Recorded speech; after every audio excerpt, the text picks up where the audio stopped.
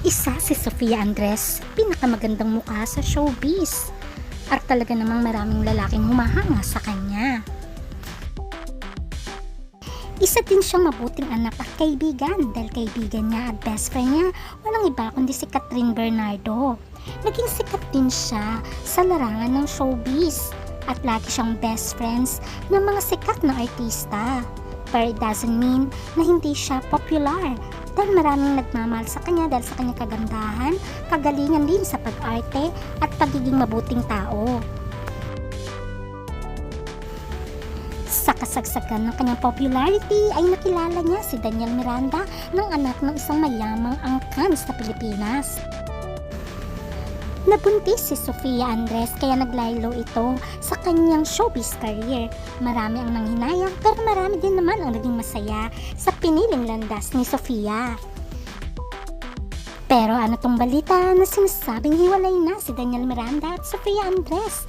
Marami ang nanghinayang dahil mukhang may pinagdadaanan si Sofia na kanyang pinost ang cryptic post sa kanyang Facebook account. Ating alamin.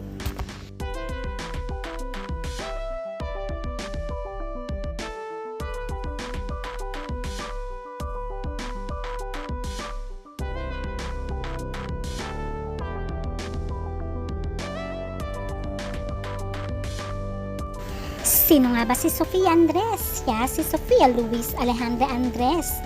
Ipinanganak ng August 24, 1998 sa Manila. Bago pinasok ni Sofia ang mundo ng showbiz ay nag-appear muna siya sa iba't ibang commercials nung siya'y bata pa. Until ma-discover nga siya at naging part ng Star Magic at dito na nagtuloy-tuloy ang kanyang karera bilang artista. At kung saan ay pinair din naman siya kay Diego. Sa umpisa ay nagiging minor lang ang roles niya at nagiging kontrabida pa nga sa mga sikat na artista. Until napapansin na ang husay niya sa pag-arte at naging kalab din niya nga si Diego Loizaga.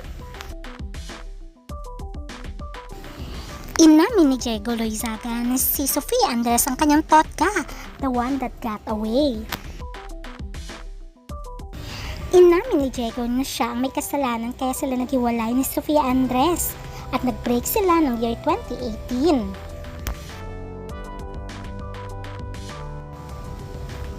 Until namit na nga ni Sofia Andres, walang iba kundi si Daniel Miranda na anak ng isang mayamang angkan sa Pilipinas.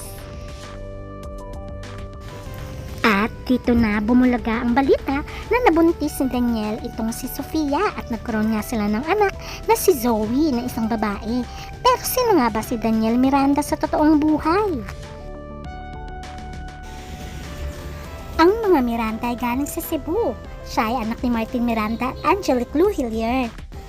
Ang kanyang ina ay isang entrepreneur samantalang ang kanyang ama ay Bina Carter, motocross rider and drag racer. Kaya dito nagmana si Daniel sa kanyang ama bilang car racer at marami rin siyang napanalunan. Pero alam niyo ba na si Daniel ay isa sa angkan ng Luhilier family? Si Daniel ay buena familia galing dahil ang kanyang parents, especially ang kanyang ina ay galing sa Luhilier family. Ang grandparents niya ay walang iba kundi si Philip Luhilier at ang kanyang lola ay si Edna Jago Luhilier. Sila ay may-ari ng Cebuano Luhilier Pawn Shop in the Philippines, largest pawn shop chain. Kaya pagdating ng araw sila rin ang magmamana sa mga negosyo at sila ngayon ay part na ng mga negosyo ng mga Luhilier.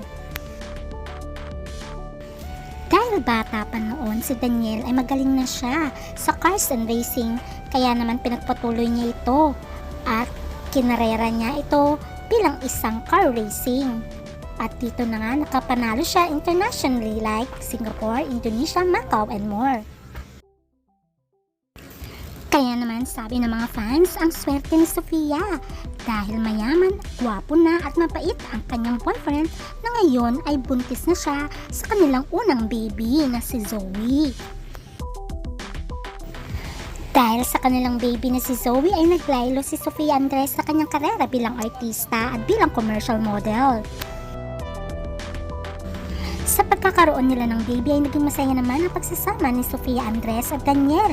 Pero wala lang nagsasabi kung kinasal na nga ang dalawa. Pero merong nga pagbibiro itong si Sofia na sino nagsabi na hindi kami kasal, nung meron talagang nagsabi na fan na bakit di pa kayo magpakasal.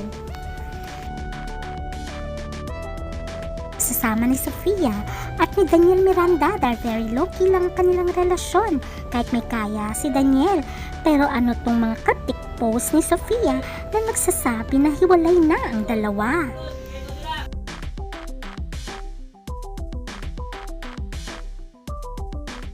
Dahil sa cryptic post ni Sofia Andres, maraming mga fans ang nakapansin na in-unfollow na rin nila ang isa't isa sa Instagram account.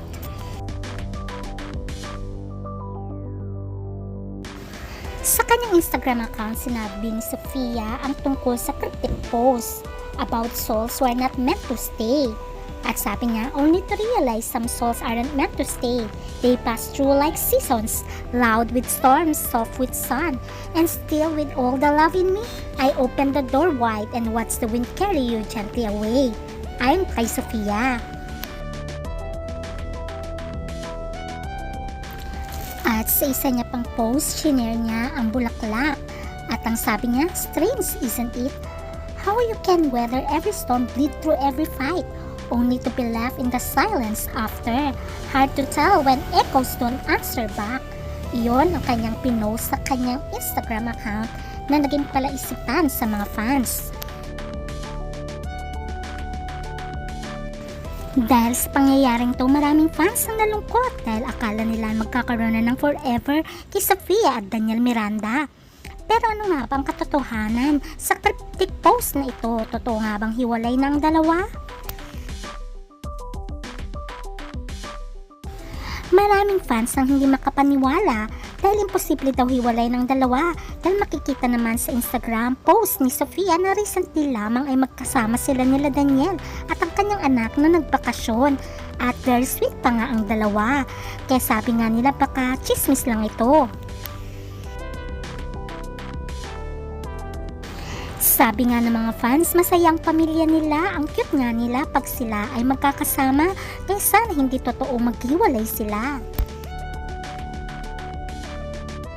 Tumindi talagang ugong-ugong na totoong hiwalay na ang dalawa dahil nga wala na ang mga larawan ni Daniel sa Instagram ni Sofia. Binura niya na lahat ang larawan ni Daniel. Pero sa Instagram account naman ni Daniel ay nandun pa naman ang larawan ng kanyang anak at si Sofia. Samantalang sa Facebook ni Sofia, nandun pa naman ang mga larawan din ni Daniel at mga videos. Dahil sa naglalabasang chismis, merong isang insider na malapit kay Sofia Andres at Daniel Miranda ang nagsabing hindi totoo na hiwalay na ang dalawa.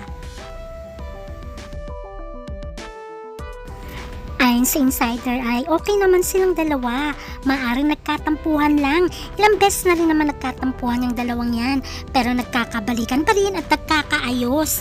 Ang alam namin ay okay silang dalawa, naayos na nila ang gusot between them. Kaya nga sana totoo yung sinabi ng malapit kina Sofia at Daniel na okay na ang dalawa. Alang-alang sa kanilang anak na si Zoe. Siyempre lahat naman tayo wish natin na mabuo ang kanilang pamilya at mahahantong sa forever ang relasyon nilang dalawa bilang mag-asawa. Kaya abangan na lang natin ang susunod na kabanata. Bye!